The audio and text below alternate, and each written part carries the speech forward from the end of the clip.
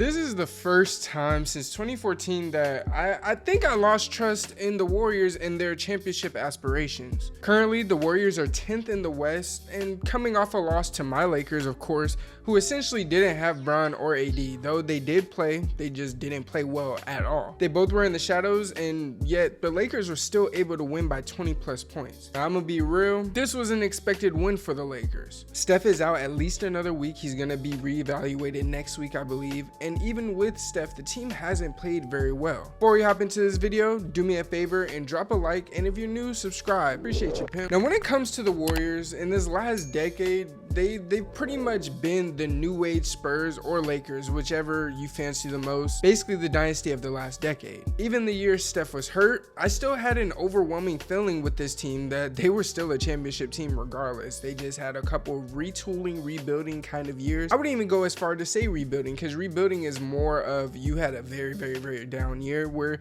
they're more or less retooling and developing some of their younger stars that they drafted the year prior. But right now, it's been shakier than ever coming off of their latest title, and honestly, it all began with Draymond doing his best George St. Pierre impression and doing a Superman punch on Jordan Poole.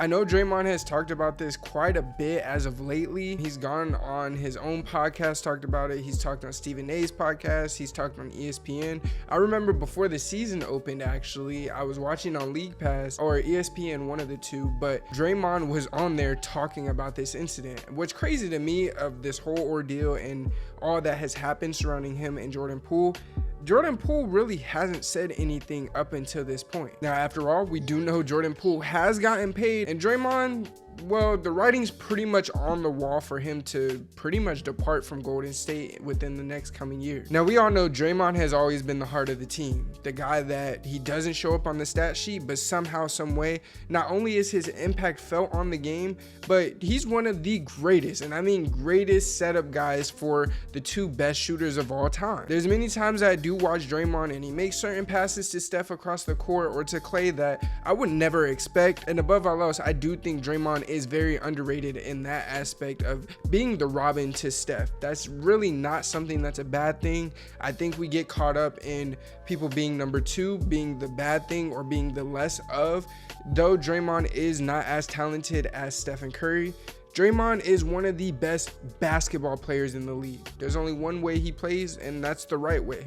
Most times. We all know Draymond can get a little overzealous sometimes, get a technical foul, flagrant foul here and there, but regardless, for the most part, he plays the right way, which is why they have 4 rings now, so you can't really dispute that. Draymond's been the guy for this team that, like I said, is the heart, the anchor of their defense, and he's that one guy that's held everybody accountable on both offense and defense. Again, he's not the best offensive player, and he probably is the best defensive player on the Lakers throughout their dynasty, but regardless, having that guy that holds people accountable is huge. We saw that with the Lakers in their bubble year. Jared Dudley was that guy that held LeBron and AD accountable. Ever since Jared Dudley left, ever since the assistant coaching staff that was there left, and obviously some other key roles and additions leaving, but ever since those core pieces left, the foundation left, the Lakers were pretty much in shambles up until this year's trade deadline. With all this under Draymond's belt, the Jordan Poole incident where he punched him, it changed the whole dynamic, and it gets in the way and doesn't allow Draymond to be, well, Draymond really. When he broke that ultimate rule and it being exposed to the world, and I think that was the worst part about it. I think the part of it being exposed to the world and it just became even bigger than what it already was. We did hear that there was a fight in the Warriors practice. We did hear that Draymond punched Jordan Poole or hit Jordan Poole. We didn't really know. It was up to speculation for probably the better half of a week, and then somebody from the Warriors organization leaked the film and we saw everything that transpired. We pretty much all saw Jordan Poole get knocked out in front of the world. He put the Warriors in a position where their enforcer has now gone against the code, and the question pops into the minds of everybody else: what happens when the enforcer breaks the rules? Now, I'll tell you now, just from basketball experience myself, and as a person who knows other people who have been that enforcer on the team, they've never stepped across this line. They've always been kind of like Draymond, where they talk all kinds of shit. They're the guy that gets everybody going, gets everybody up. When he starts talking shit, the rest of the team starts playing better. They might not talk shit, but they're going to play a lot better. That's Draymond in a nutshell. Now, when you do something like this and you take it a step too far, it kind of hurts your leadership ability. Most times a leader is someone who is, I don't want to say emotionless, but they're very emotionally intelligent, and they're able to control those emotions and harness it into a different energy for either positive or for evolution, for gain, for growth. Draymond punching Jordan Poole, now he can't tell people to get back on defense. He can't tell players to do certain things better on the offensive end, make a cut, make a pass, get a rebound, hustle on defense. He can't do those same things to the same level, at least. He might be able to still do it just a little bit because he still is championship Draymond with 4 rings.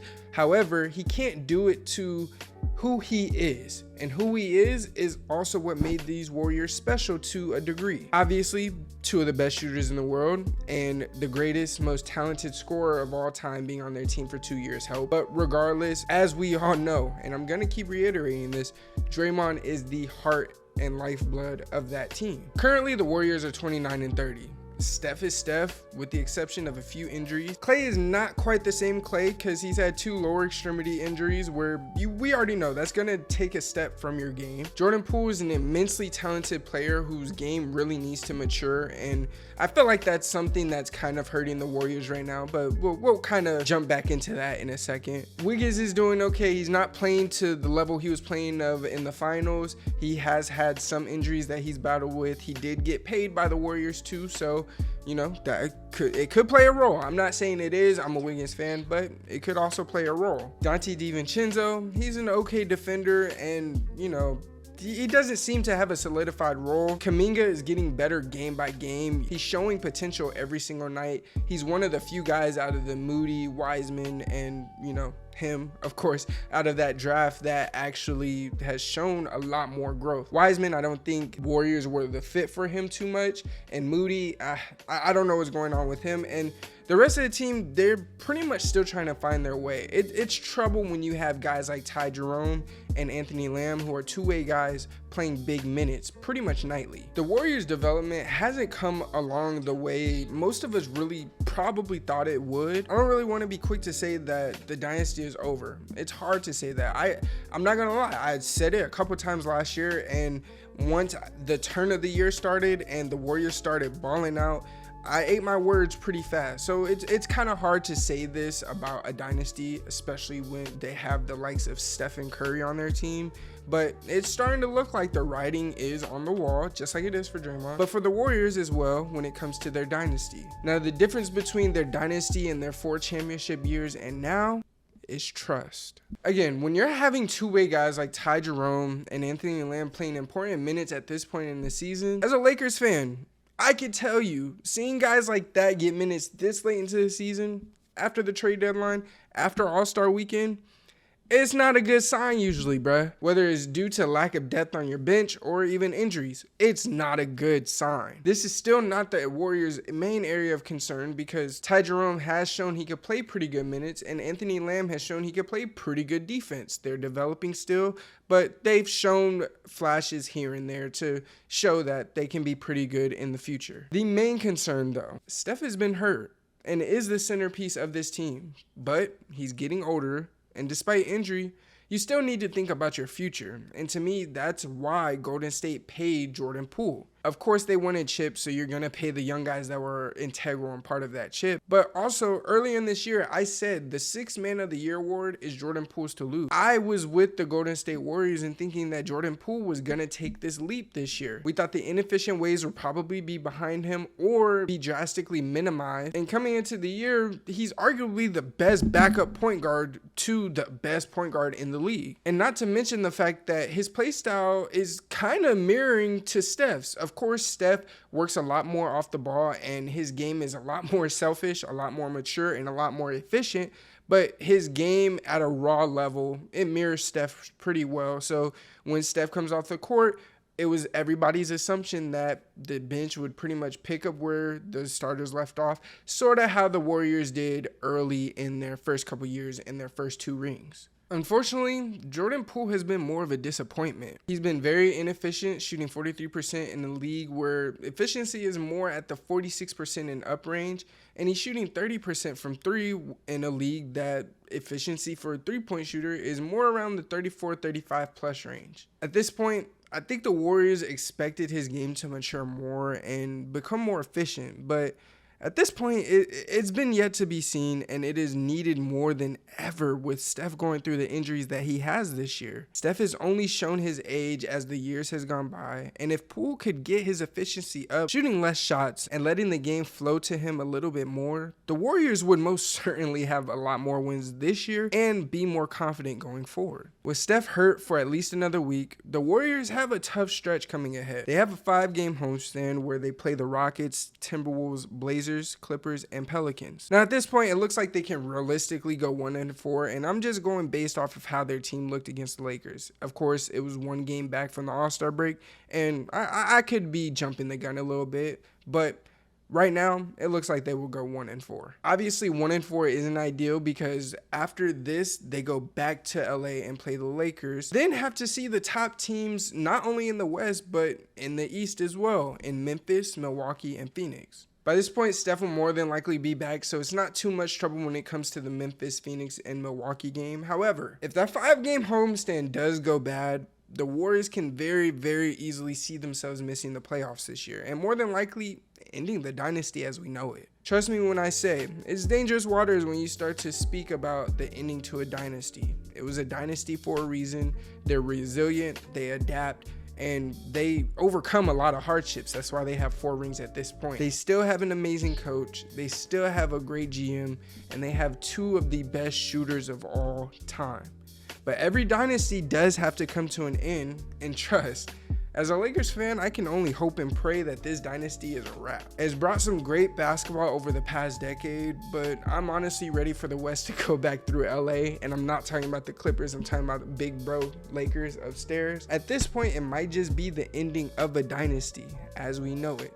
Again, they brought us amazing basketball over the last decade or so.